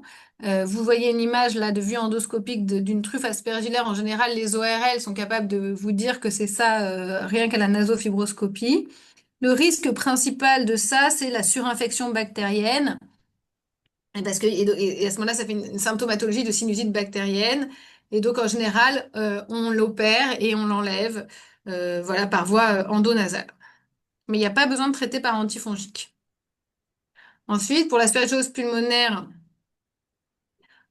subaiguë ou chronique nécrosante, c'est une forme qui est un peu intermédiaire entre l'aspergillose pulmonaire chronique cavitaire classique et l'aspergillose invasive. Ah, pardon, c'est celle d'après, voilà. C'est quelque chose qui évolue un peu plus vite que l'aspergillose pulmonaire chronique. Et c'est une aspergillose où il n'y avait pas de cavité préexistante. C'est l'aspergillus lui-même qui crée sa cavité. Donc ça, pour le diagnostic, le problème, c'est qu'il faut avoir un scanner antérieur pour savoir que le patient n'avait pas de cavité préexistante.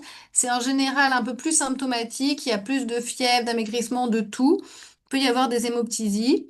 Et ça évolue en général de façon un peu plus rapide, donc en 1 à 3 mois. Le problème, c'est qu'il peut y avoir des co-infections avec la tuberculose, avec les mycobactéries non tuberculeuses, et donc c'est toujours difficile à diagnostiquer. L'aspergillose pulmonaire chronique cavitaire classique, donc c'est une ou plusieurs cavités, avec ou sans balle fongique, avec ou sans aspergillome. En général, on a une culture positive à aspergillus de crachat, et puis et ça évolue très lentement, donc en général sur plus de 3 mois. Pour le diagnostic mycologique, si on peut, c'est bien de faire des cultures de crachat parce que c'est des patients qu'on va traiter par antifongiques pendant longtemps et qui peuvent acquérir des résistances. En plus, il y a pas mal de pesticides dans l'environnement qu'on utilise qui contiennent des azolés et donc on peut s'infecter directement avec un aspergillus résistant aux azolés. Et comme c'est des patients qui ont des grosses charges fongiques, on peut assez facilement sélectionner des résistances. Donc si on peut, on fait des cultures. Et puis l'autre intérêt de faire des prélèvements respiratoires, c'est vraiment d'éliminer les diagnostics différentiels. Vous voyez le patient dont je vous ai parlé au tout début, il avait une co-infection Aspergillus et mycobactéries atypiques. Sur le scanner, ça peut vraiment se ressembler avec ses parois épaissies et ses poumons très remaniés. Et donc c'est pas mal si on peut avoir une culture pour faire le diagnostic de co-infection. Les autres examens, on les utilise très peu, je vous les mentionne juste comme ça. La PCR, alors on peut faire une PCR Aspergillus qui détecte l'ADN. Alors il y a des études qui disent qu'elle est plus sensible que la culture, mais dans l'aspergillose pulmonaire chronique, elle est vraiment peu utile. Elle n'est pas du tout utile dans le sang non plus. Le galactomannan, c'est pareil, dans le sang, on l'utilise pas parce que c'est des formes qui restent pulmonaires. Donc il y a normalement pas de positivité de ces marqueurs dans le sang. Ils peuvent aider parce que dans certaines études, voilà, on dit qu'ils sont plus sensibles que la culture. Mais si déjà on a une culture de crachat, c'est bien. Le bêta-glucane n'a pas d'intérêt dans cette maladie-là. Donc le traitement de l'aspergillose pulmonaire chronique, l'objectif du traitement, c'est de réduire les symptômes respiratoires et de prévenir la destruction du parenchyme pulmonaire et l'apparition de la fibrose. C'est pas tout à fait la même chose que l'aspergillose pulmonaire invasive où l'objectif là, c'est de faire une éradication microbiologique. C'est assez difficile d'obtenir une éradication microbiologique dans les aspergilloses pulmonaires chroniques. Parce qu'il y a une forte charge fongique, un parenchyme très remanié dans lequel les antifongiques ne diffusent pas bien. Et donc l'objectif thérapeutique n'est pas tout à fait le même. Et la prise en charge, elle repose sur plusieurs interventions qui sont toutes très importantes. Donc il y a le traitement médical repose sur les azolés, on va en discuter. Il y a le traitement chirurgical aussi qu'il faut systématiquement envisager. Et puis il faut surtout prendre en charge les comorbidités des patients, faire une prise en charge nutritionnelle et une réhabilitation respiratoire. Parce que c'est souvent des patients qui ont des séquelles, soit de tabagisme, soit de tuberculose, ou qui sont insuffisants respiratoires, qui sont souvent dénutris, qui n'ont plus de muscles respiratoires. Et donc, c'est surtout ça qui va conditionner leur pronostic, c'est de les renourrir et de leur faire de la réhabilitation respiratoire, de contrôler le diabète s'ils ont du diabète, d'arrêter le tabac s'ils fument, etc. Le traitement, il va être, comme je vous ai dit, très prolongé et donc il faut que ça soit un traitement qui soit oral et avec une bonne tolérance. Et donc le seul traitement qui a jamais été évalué dans un essai contrôlé randomisé, c'est l'itraconazole. Et donc voilà, cet essai qui date de 2013 et qui montre que itraconazole versus placebo, bah, il y a plus d'amélioration clinique et radiologique sous itraconazole que placebo. Là, c'était un traitement par itraconazole pendant 6 mois versus traitement symptomatique seul. Ensuite, il y a eu plusieurs études qui ont rapporté l'utilisation de voriconazole, d'isavuconazole, posaconazole, bref, les nouveaux azolés. Il n'y a pas eu d'études de comparaison, il y a des études de cohorte, et après des méta-analyses, et globalement, en termes d'efficacité, on a l'impression que c'est pareil. La question, c'est plus la tolérance, et comme vous voyez, en fait, tous ces azolés, ils ont des effets indésirables.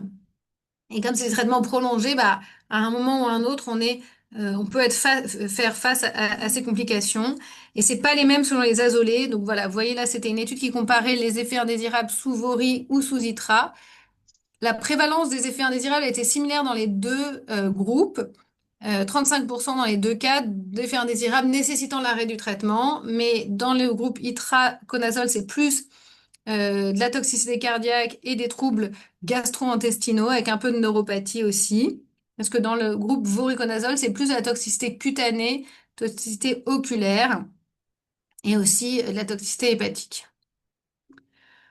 Qu'est-ce qu'on fait si l'aspergillus est résistant aux azolés? Ben là, ça devient quelque chose de très difficile à traiter. Globalement, les recommandations, c'est de passer un traitement IV par micafungine ou amphotericine B pendant le temps qu'on peut, donc 3 à 4 semaines, parce qu'en général, on peut pas tenir les patients plus longtemps avec des perfusions, c'est très compliqué. Donc, il y a des gens qui font des traitements séquentiels, qui font 3 semaines tous les quelques mois pour essayer de contrôler les choses, mais ça devient quelque chose de très difficile à traiter. Alors, qu'est-ce qu'on fait quand il y a une co-infection Aspergillus et Mycobactéries? Bah, il faut essayer d'éviter de traiter les deux en même temps parce qu'il y a beaucoup d'interactions médicamenteuses, il y a un risque de toxicité majorée, donc il faut traiter ce qui tue le plus vite. Donc ça dépend un peu de quelle mycobactérie, si c'est une mycobactérie plutôt agressive ou pas. C'est difficile de faire la part des choses en général. Et si on veut traiter les deux en même temps, ce qui arrive, hein, il faut faire attention aux interactions médicamenteuses, éviter la rifampicine si on peut, et si on peut doser les médicaments. Donc, le patient que je vous ai présenté, vous voyez, on a traité sa tuberculose, enfin, sa mycobactérie Xénopie par isoniazide, moxifloxacine et ethambutol, et on l'avait mis sous isavuconazole pour limiter les interactions médicamenteuses. Comment est-ce qu'on évalue la réponse au traitement? Ben, c'est une maladie qui évolue lentement vers la dégradation et puis qui s'améliore aussi lentement. Donc, on attend peu d'amélioration avant les 3 premiers mois de traitement. Ça, il faut le savoir et prévenir les gens. Et les critères de réponse, ils sont cliniques. Est-ce que les symptômes disparaissent? Est-ce que la personne reprend du poids, etc. Et puis aussi radiologique. Alors, on ne peut pas s'attendre à une diminution de la taille de la cavité, parce que ça diminue pas, le parenchyme, il est détruit et c'est irréversible. Par contre, ce qu'on regarde, c'est l'épaisseur de la paroi de la cavité et l'épaisseur de la plèvre quand il y a une atteinte pleurale. Et vous voyez là, c'est une bonne évolution du patient. Vous avez au diagnostic et 6 mois plus tard, si vous mesurez sa cavité, vous avez l'impression qu'elle est plus grande à 6 mois. Mais en fait, ce qui est important, c'est l'épaisseur de la paroi et l'épaisseur de la plèvre qui est bien diminuée. Donc ça, c'est une évolution favorable. La surveillance sous traitement, elle est d'abord clinique, comme on a dit, prise de poids, diminution des symptômes respiratoires, etc. Tolérance du traitement, ça c'est hyper important parce que c'est des traitements très prolongés. La marqueur microbiologique, c'est pas sûr qu'il faille trop les surveiller. La sérologie aspergillaire, elle est souvent utilisée, mais en fait, quand on regarde dans les études, sa décroissance, elle est pas très bien corrélée à l'évolution. Et les crachats, je pense qu'il y a un intérêt que s'il y a un échec. C'est-à-dire, on met très longtemps à négativer les crachats des patients parce ils ont souvent des énormes charges fongiques. Donc, ça sert à rien de les refaire trop souvent. Si le patient évolue bien, il évolue bien. Et puis, par contre, effectivement, si il se redégrade, il évolue mal, je pense que ça vaut la peine de refaire des crachats pour justement rechercher une éventuelle résistance. Le scanner. Il faut le faire que quand on peut, mais c'est pareil, c'est une maladie qui évolue très lentement, donc ça sert à rien de refaire un scan avant 3 à 6 mois. Ensuite, la place de la chirurgie, il faut savoir que le risque de réinfection aspergillaire persiste tant qu'il existe des cavités, puisqu'il y a de l'aspergillus partout dans notre environnement. Et donc, en fait, l'exérèse chirurgicale des cavités résiduelles est le seul traitement qui prévient les rechutes et les réinfections. Donc voilà, après, le problème, c'est que c'est souvent des patients très comorbides, que les chirurgies, elles sont souvent importantes, c'est des lobectomies. Et donc, il faut toujours discuter avec toute votre équipe, avec le patient, des conséquences que peut avoir la chirurgie. Mais je pense qu'il faut l'envisager chez tous les patients. Et la durée du traitement médical, eh ben ça, c'est pas très clair. En tout cas, on sait que plus longtemps on traite, mieux c'est. Là, c'était une étude qui a comparé itraconazole 6 mois versus 12 mois. Et vous voyez que à 6 mois, si on fait que 6 mois de traitement, il y a 38% de rechute versus 12 mois de traitement, 10% de rechute. Donc, il vaut mieux traiter longtemps. Maintenant, 12 mois d'itraconazole, c'est long. Donc, il faut voir si c'est possible. Et globalement, les facteurs associés à la réponse, c'était d'avoir des formes un peu plus agressives, comme les formes dont je vous ai parlé au début, qui étaient la sporochose pulmonaire nécrosante. En fait, c'est une forme qui évolue plus vite, qui est plus agressive, mais qui aussi répond un peu mieux au traitement. Et alors, si on a opéré, combien de temps il faut traiter? Ben ça dépend de la qualité de la résection. Si on a enlevé toute la lésion, tout le lobe pulmonaire qui contenait la lésion aspergillaire, on recommande de faire encore 3 mois de traitement en post-opératoire pour vraiment tout nettoyer. Par contre, s'il y avait une fistulisation à la plèvre ou si on n'a pas pu enlever toutes les lésions, ben finalement, ça diminue pas la durée du traitement et on conseille en général de traiter 6 à 12 mois après la chirurgie. Et voilà, j'ai fini. C'est parfait. Merci, Alessandra, pour cette brillante présentation qui fait le point de deux maladies, il faut reconnaître, très, très, très sous-diagnostiquées dans notre contexte. Et donc, nous allons faire un tour. Je crois qu'il y a très peu de questions pour le moment. Je ne vois que deux.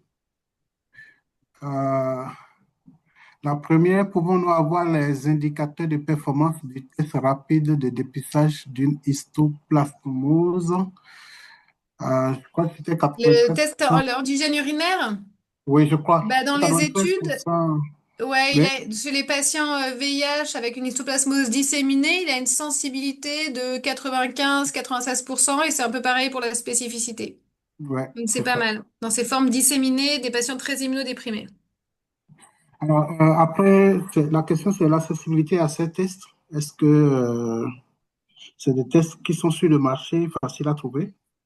L'antigène?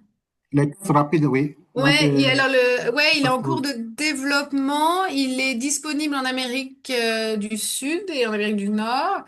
Ils font toutes leurs études avec ça. Nous, on vient récemment de l'avoir, mais il n'est pas disponible à ma connaissance en Afrique subsaharienne. Et c'est justement l'étude que je vous ai présentée sur la Côte d'Ivoire.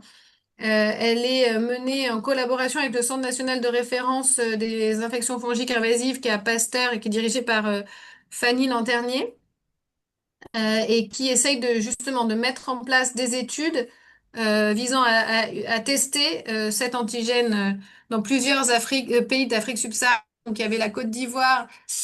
Je me demande s'il n'y avait pas aussi, ils vont peut-être faire au Burkina et je sais plus quel autre pays.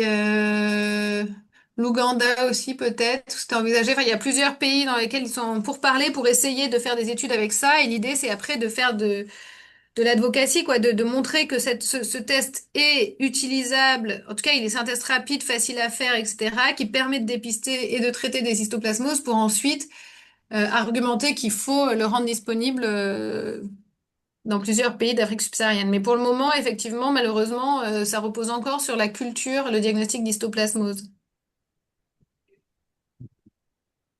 Alors, le diagnostic mycologique de l'histoplasmose nécessite un laboratoire de type MP3.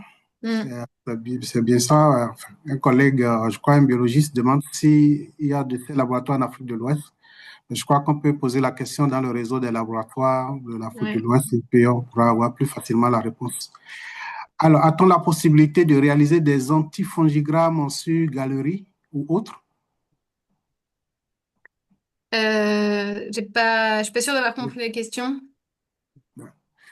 Bon, peut-être qu'il va repréciser, demande si les antifongigrammes sur galerie existent, je ne sais pas. Ah oui, alors je sais pas, je suis pas mycologue, donc j'avoue que je sais pas quelles sont les techniques d'antifongigramme qu'on utilise. Après, pour l'histoplasmose, à ma connaissance, on fait pas forcément un antifongigramme. On traite par ambisome et par itraconazole et je suis pas sûre qu'il y ait des résistances décrites. C'est ça. Pour l'aspergillus, c'est décrit, mais OK. Alors, est-ce que l'élevage de volaille a un facteur de risque d'isoplasmose pulmonaire?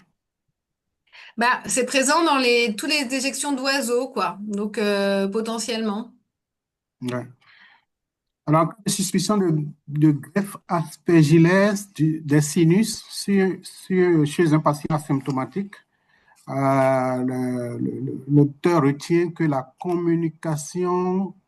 communication que le traitement médicamenteux n'est pas indiqué. Oui, il n'y a pas sur les aspergillomes, donc c'est-à-dire une balle fongique qui est dans une cavité préexistante, que ça soit dans les sinus ou dans les poumons, ça ne sert à rien de traiter par antifongique parce que de toute façon les antifongiques ils vont dans les tissus, ils vont pas dans la cavité, donc ils vont pas atteindre la boule fongique. Donc il faut pas donner d'antifongique. Si le patient est symptomatique, c'est-à-dire qu'il a des douleurs, par exemple pour les sinus ou des saignements ou des hémoptysies, à ce moment-là il faut l'opérer ou l'artérioemboliser, mais ça sert à rien de donner des antifongiques.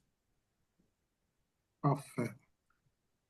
Alors, quelle politique est en train d'être développée pour un meilleur accès aux antifongiques majeurs dans les pays en développement par l'OMS et autres? Je ne sais pas si Alessandra peut répondre à cette question. Ouais, moi je suis pas. Non, je sais que il y a eu la liste prioritaire des pathogènes et qu'il y a eu pas mal de choses qui ont été faites pour l'accès au 5FC, à l'infotéricine B liposomale, avec le protocole Ambition pour la crypto, etc. Mais à part ça, non, je sais pas répondre plus que ça à la question. D'accord. Est-ce qu'on peut faire d'antifongigramme pour l'aspergillus?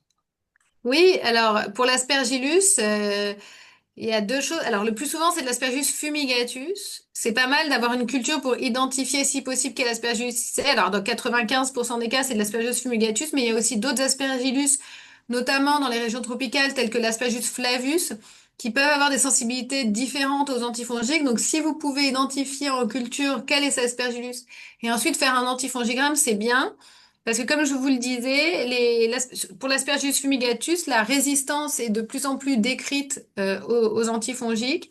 Et le problème, c'est que la résistance acquise dans l'environnement à cause de l'utilisation des pesticides, elle est souvent associée à une mutation qui s'appelle la mutation TR34L98H.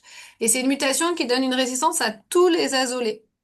Et donc ça, c'est quelque chose qu'on peut pas prédire parce que c'est une mutation que l'Aspergillus a acquis dans l'environnement. Donc c'est pas, on peut pas dire que le patient n'a jamais reçu d'itraconazole, donc on est sûr que ça va marcher. Et donc ça rend les choses très très difficiles pour le traitement. Donc si on peut, c'est bien de faire un antifongigramme pour vérifier la sensibilité aux azolés. Très bien. Je crois qu'il y a une dernière question qui vient de s'afficher. Je vais jeter un coup d'œil rapidement. Est-ce qu'il y a un risque de dissémination dans le système général d'une aspergillose sinusienne non opérée? Alors, si c'est un aspergillome, normalement, non. Après, c'est jamais 100% la médecine. Et donc, si c'est quelqu'un de complètement immunocompétent jeune, normalement, non. Mais c'est vrai que chez des personnes âgées ou des personnes diabétiques, on a pu voir des aspergillomes qui se compliquaient d'aspergillose invasive. Et ça, c'est encore plus vrai chez les patients qui sont très immunodéprimés. Par exemple, un aspergillome chez un patient qui va recevoir une greffe d'organes solides, par exemple une greffe de rein, il vaut probablement mieux l'opérer de son aspergillome avant de le greffer. Donc ça dépend du terrain. Normalement, un immunocompétent, il n'y a aucun risque de progression vers une forme invasive. Par contre, si c'est un patient immunodéprimé, s'il est transplanté d'organes solides, s'il est diabétique mal contrôlé, etc., là, c'est possible. Parfait. Alors, je crois que j'ai parcouru toutes les questions, sauf si je ne sais pas s'il y a une qui m'échappe. Je vois une question de l'administration intratécale d'amphotericine B. Moi, j'ai jamais fait ça. D'accord. Ben, voilà, je crois que nous sommes au terme de cet après-midi scientifique. Est-ce que Pierre a un mot à dire avant qu'on... Non, non, moi, je n'ai pas de mot particulier. Ça a été un très gros succès. Vous avez battu les records, Anne et Alexandra. On a plus de 280 connectés avec quasiment pas de décrochage en cours de route. Donc, ça prouve que vous avez bien tenu votre auditoire en haleine.